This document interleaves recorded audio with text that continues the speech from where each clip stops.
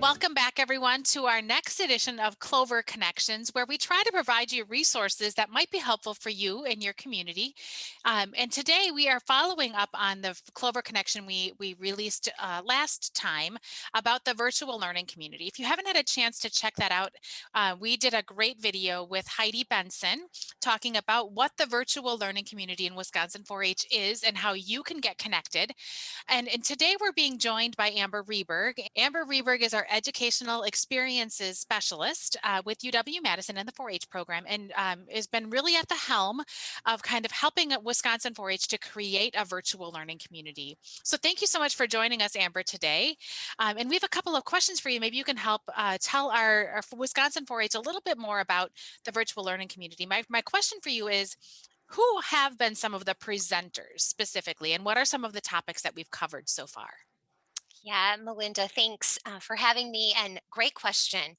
Right, so the virtual learning community, like all 4-H programming, relies heavily on our volunteers, our youth leaders, and our staff. So those are the individuals who are helping us to build out that calendar and opportunity based on their interest and skills.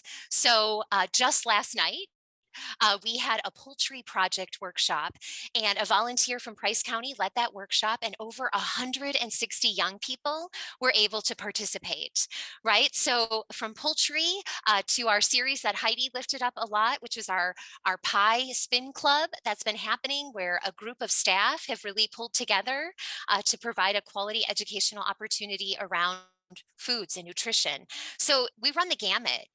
We also have some staff in some of our other institute areas providing Learning to Breathe, which is a mindfulness program. So the topics are wide. Those who are teaching it are people who are passionate about sharing their knowledge and information with our young people. Great, thanks, Amber. So if I'm a volunteer out there listening to this video and I think, gosh, I have a topic that I'd love to promote or I'd love to share statewide with the virtual learning community, where do I get started?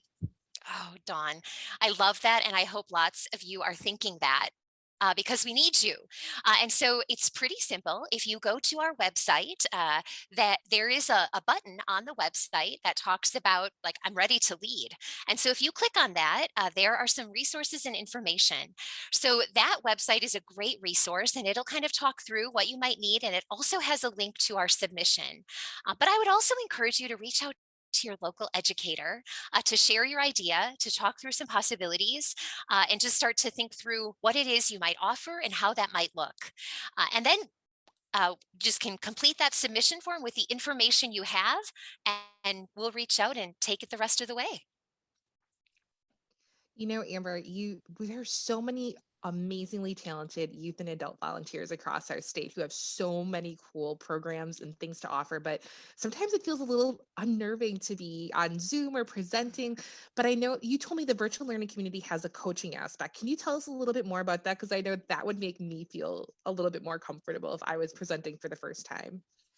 Yeah, Jill, I think back to a year ago when most of us were not doing Zooms as a way to deliver educational content, right? We might have had some meetings here and there. And so over the last year, we've learned a lot, and we're still learning. But one of the things that we thought was really important as we developed the virtual learning community is to have the support to build out the skills, both in ourselves and our colleagues and educators, but also in our volunteers and young people. And so when you submit a proposal, right? Back to Dawn's question, if I have this really great idea I want to share and I submit a proposal, one of the members of our team will volunteer to be your coach. They may be somebody who's really interested in the topic you're teaching, have some background or experience, or they just want to help. And so they sign up to be your coach, and they will walk you through each step of the way. Now, we also know some of you are like, well, I'm an expert. I've been leading project meetings on Zoom all year, and so I don't need. We still provide a coach to just talk through things you might not have thought of or things that we've learned. And you can just take that information and use it to best strengthen your program or put it in your back pocket for another tool you might use. But everybody gets a coach. And it's just a way that we can ensure we're providing the best opportunities, both for those who participate, but also for those who step up and say, I'm going to give it a try. I want to try leading in this new space and sharing my skills. That's an awesome tool. Thanks, Amber. So COVID, I'm optimistic, is almost over. Mhm. So that means the VLC, we don't need it anymore, or what are you thinking about that? Yeah, Marie, that's a great question. And I can say, I think that I too hope COVID is almost over. And I believe the virtual learning community is just getting started. So, right, COVID drew us and our attention to this need to develop programming and meet the needs in a new and different way, which is exciting.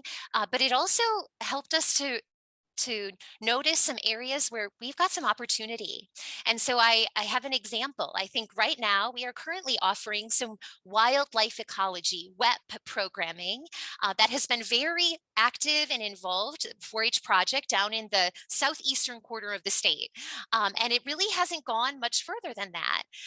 But because of this virtual learning community, the volunteers and young people in those counties said, hey, we could share this and build out our team across the state now because we have an avenue. And so they are leading monthly WEP wildlife ecology meetings for over 86 young people from all across the state, and incredibly exciting. And so, right, we hope that will continue because that need isn't going to change. We're not going to get the young people from St. Croix County down to Washington County for a project meeting on a Wednesday night. But in this new environment, this virtual learning community, young people from Price County can connect and learn right alongside young people from Kenosha County. And I think that's exciting. And we look to the future of this to continue growing and building and meeting the needs. That's so awesome and a great way to connect our projects across the state. And in a time when our projects in some of our counties have struggled with project meetings in general, this is a great way to really broaden the reach and breadth of what we're working on in our local areas and expanding that to areas where we might not have those same resources. As you watch this video, I hope that you were starting to think about the projects that you are passionate about, what's exciting in your club, what you're doing really well, or what you know of a 4-H member or parent or leader who's also doing really well, who's also doing really great things. And we hope that you reach out to us and your local staff, go to the website that was on your screen earlier, or reach out to Amber. Let us know how we can help you to support the virtual learning community and to grow that for now and well into the future. Amber, thank you so much for joining us today. And we will see you for our next edition.